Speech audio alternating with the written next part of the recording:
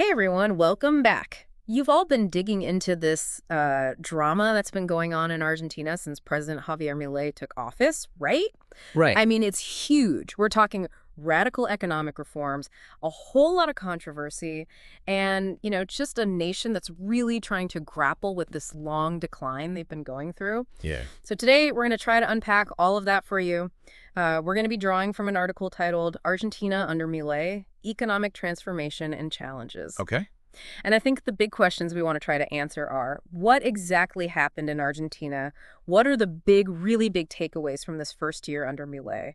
And what might all this mean for Argentina's future? Yeah, it's a really complex situation, isn't it? With like a lot of moving parts. Right. But that's what makes it so interesting, right? Absolutely. And to really understand what's happening now, we really kind of have to go back in time a bit. Did you know that Argentina was once one of the richest countries in the world, like on par with the U.S. and the major European powers, way back in the early 1900s? Oh, yeah, yeah. Back then, Argentina was a real global economic powerhouse, totally fueled by their massive agricultural exports. Okay. But you can imagine that reliance on agriculture also made them vulnerable to all these shifts in the global market. Yeah, that makes sense. So was the 1929 depression, was that like a major turning point for them? It was a huge turning point. Yeah, that's kind of when things started to go downhill. Yeah. And unfortunately, a lot of the economic policies that followed, particularly the ones from Juan Perón, Yeah. they just made the problems even worse. Okay, so I've definitely heard of Perón, but could you just remind us, what were his policies all about? Yeah, sure. Perón was this populist leader, right? He implemented a lot of state intervention into the economy, along with, significant social welfare programs. Okay. And, these policies had some initial appeal for sure, but ultimately they just led to massive inflation and this growing national debt. Mm. And that kind of created this economic trap for the country. So they were basically stuck in this cycle of hyperinflation and debt defaults for decades. Yeah. That sounds incredibly challenging. Yeah, it was really tough for people. And it's in this context, that you need to understand to really appreciate how someone like Javier Milei, with his, radical free market ideas, could rise to power. It is a really, really surprising turn of events, right? I mean, to go from a history of these Perón-style policies to electing a self-proclaimed anarcho-capitalist president, Right. that's quite the swing. It is. So tell me, what are Milei's core beliefs? Well, he's got this really clear worldview, some might even say extreme. Basically, he thinks that government intervention is the root of all evil when it comes to economics. Okay. He believes passionately in completely free markets and sees central banks as like public enemy number one. Wow. Yeah. That's definitely a bold platform. Yep. I can see how that might appeal to a population that's been struggling for so long and is really looking for a radical change. But did he actually have a career outside of politics? Like, what was he doing? Oh, yeah. Before entering politics, he was actually this well-known TV economist. Oh, wow. He was known for his kind of fiery and even theatrical style. Oh, okay. And he would regularly go on TV and, rail against Argentina's leftist policies. So this wasn't just some quiet academic who suddenly got thrust into the spotlight. This guy was already a public figure with some strong opinions. So once he was elected, did he waste any time putting those opinions into action? No, not at all. Milei wasted no time. In his first year, he just took this sledgehammer to government spending and slashed it by a whopping 31%. 31%, that's massive. It is. I mean, to put that in perspective, that's more than 10% of their entire GDP. Thousands of government jobs were lost. Yep. Social programs were scaled back dramatically. It was a real shock to the system. And this is where things get interesting, right? Because you would think cuts that deep would just cause chaos. But it sounds like they had almost the opposite effect. Yeah. While there were definitely negative consequences, there were also these surprising positive outcomes. Okay. For one thing, inflation, which had been this chronic problem for decades, it finally started to come down. Okay. And incredibly, for the first time in 14 years, Argentina recorded a budget surplus. Wait, so they went from this, crippling debt to a surplus? Yeah. That's amazing. What does that even mean for a country? Well, it's a huge sign of fiscal health.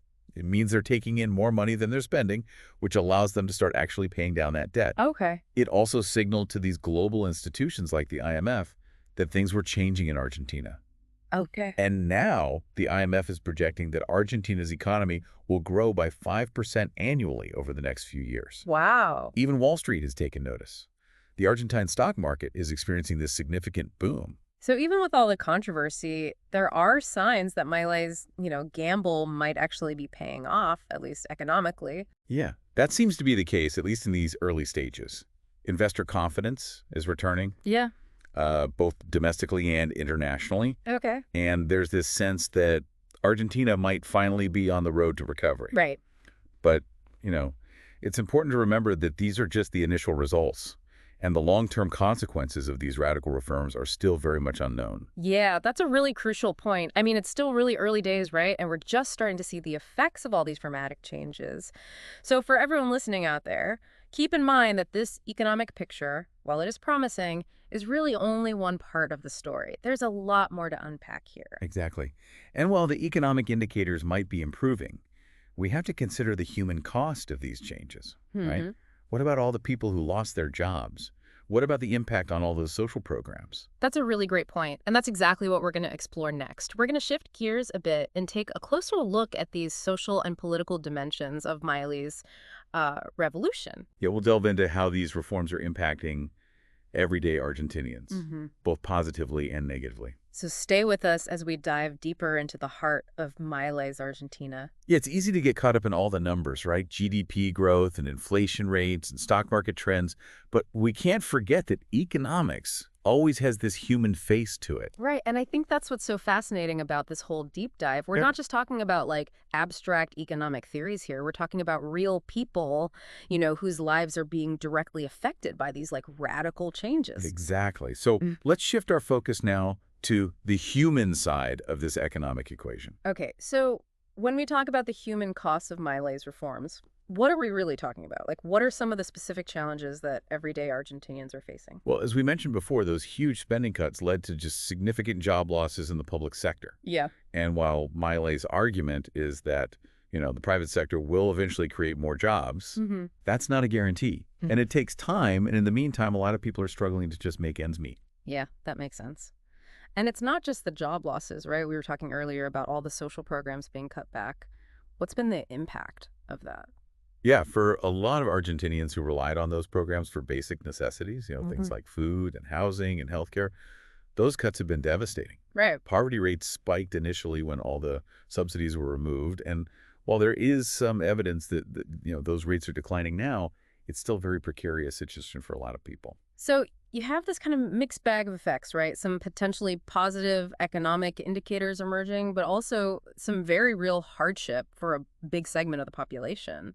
I imagine this is causing a lot of tension and division in Argentina. Oh, absolutely. There have Yeah. been widespread protests against Milei's policies, with many people feeling that the burden of these reforms is falling disproportionately on the most vulnerable. Yeah, it sounds like that classic case of short-term pain for long-term gain. But you know that pain can be incredibly difficult to endure when you're the one actually going through it. Exactly. And that's why it's so important to always consider that human cost, even if the economic data looks promising. It's like that old saying, right? The economy is a machine, but people live in it.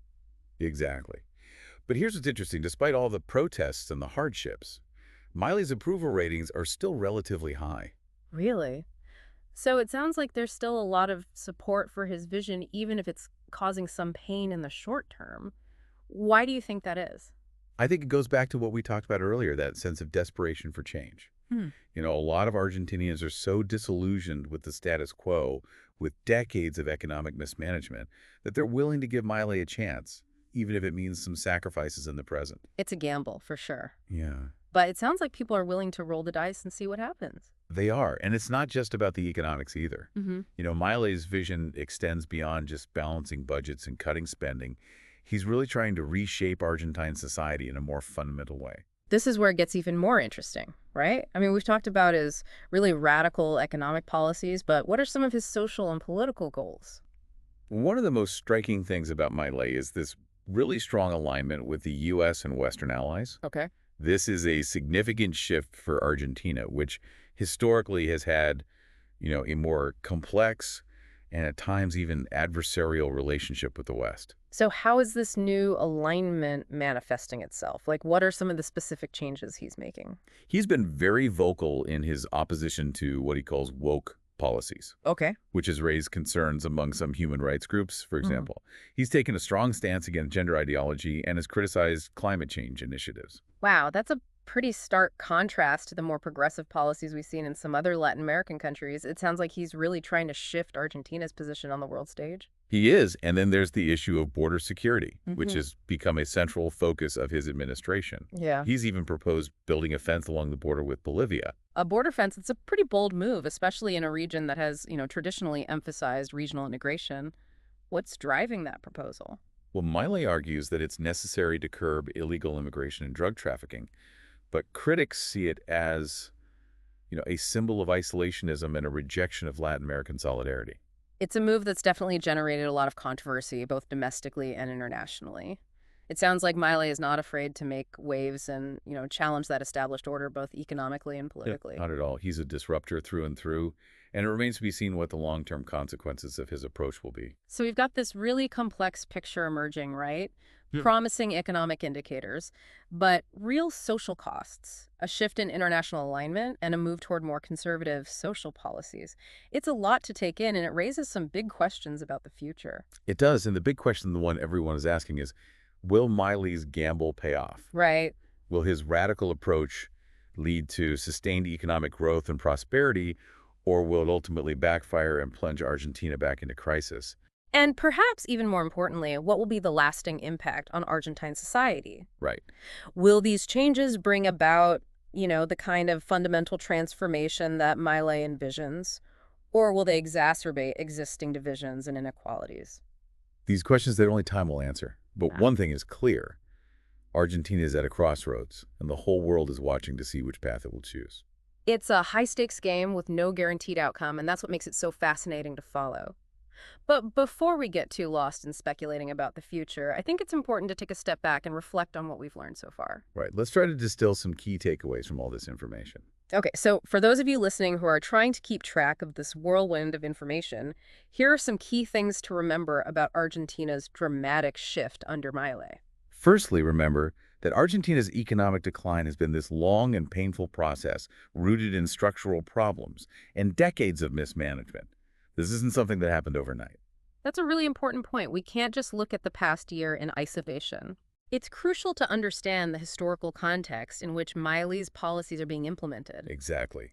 Secondly, keep in mind that Miley's approach is incredibly radical. Mm. He's challenging the very foundations of Argentina's economic and social system. He's really throwing out the old playbook and trying something completely different, which, as we've discussed, comes with both potential benefits and risks. Right. And thirdly, remember that the results of this experiment are still uncertain. We're seeing some positive signs in the economic data, but there are also real social costs, Mhm. and the long-term consequences are still unknown. It's like watching a high wire act. Yeah, It's exhilarating, but you can't help but hold your breath and wonder if it's all going to come crashing down. that's a great analogy. Yeah. I think it captures the mood in Argentina right now.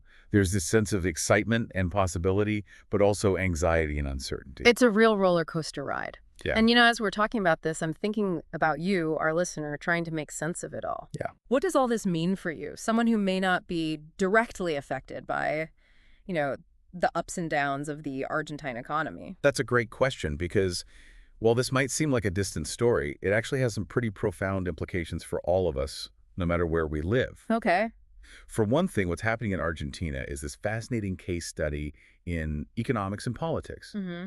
We're seeing these radical ideas being put into practice on a national scale, and the results are far from predictable. It's like a real-world laboratory for free market principles. Exactly. And the outcome could have implications for economic policy around the globe. Exactly.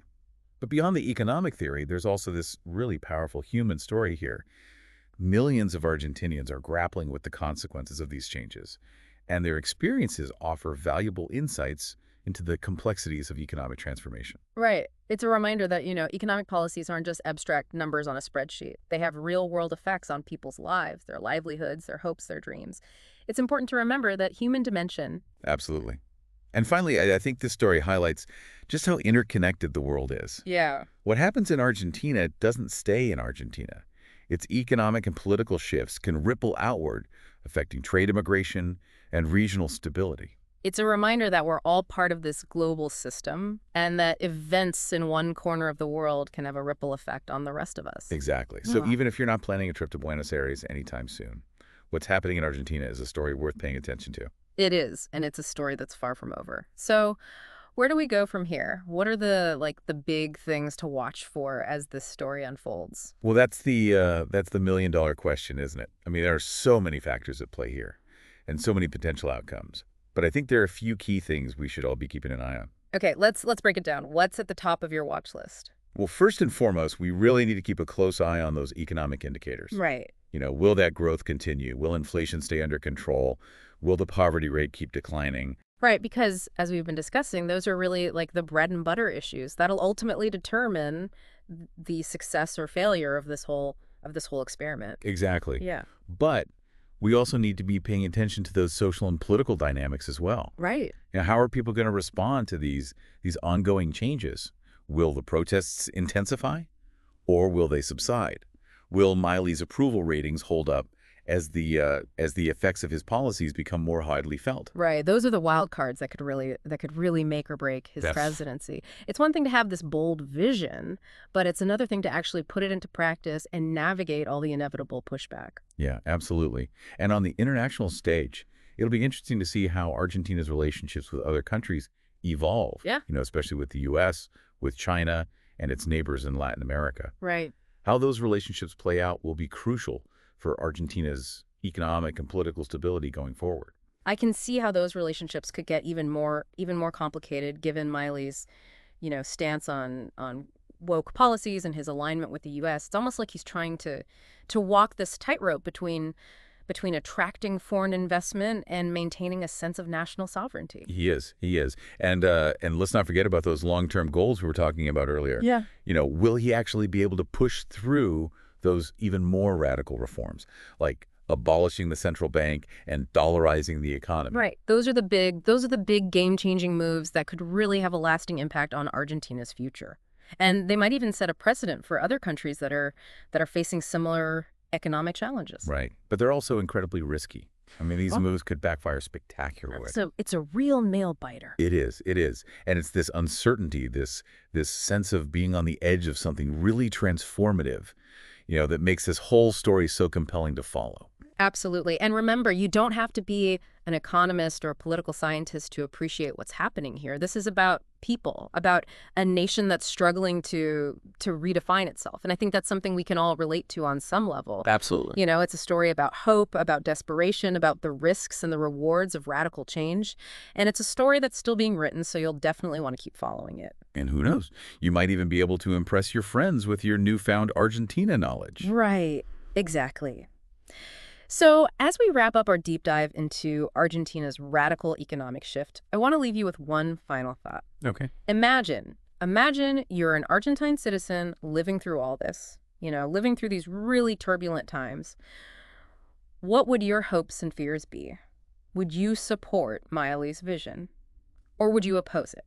What would it take for you to be convinced one way or the other? Yeah, those are tough questions. They are tough questions. There's no easy answers, but I think they're worth pondering as we watch this whole drama unfold, as we see how this really high-stakes gamble plays out, Yeah. and as we consider what it all means for the future of Argentina and maybe even the world. Because ultimately, that's what makes these deep dives so fascinating, right? Mm. They're not just about accumulating knowledge. They're about expanding our understanding of the world and our place in it. So keep those brains buzzing, stay curious, and keep exploring.